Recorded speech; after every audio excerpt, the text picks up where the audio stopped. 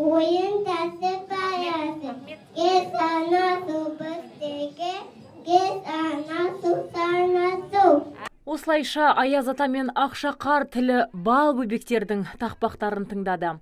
Кейбірі тіпті ән салды, шыршаны айналып би биледі.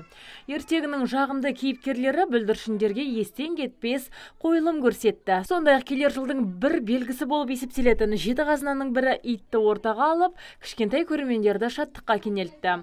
Жаңа жылдық береке қарсаңында балалар да ерекше нөмір дайындап қойған.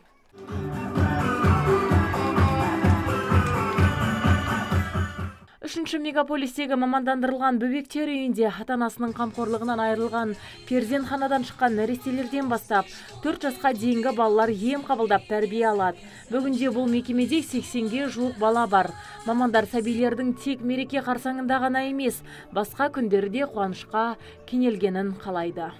Бүгін енді жаңа жылда бәрінің өзінің ойдары орындалу керек деп ойлаймын. Балдардың бәрі өз ата-анасының қолында тәрбиеленіп, өз үйлерінде болса деген бәрімізде сондай арман бар. Но дегенмен бүгін енді мейрам болғаннан кейін балдармен осында ұжымның арқасында аниматорларды шақырып, балдарға үлкен жаңа жылдық ертегі дайындадық. Мейірім аңсаған бүлдіршіндерге арналған мерекелік шара бірқатар компаниялар мен мекемелердің демеушілігімен ұйымдастырылған.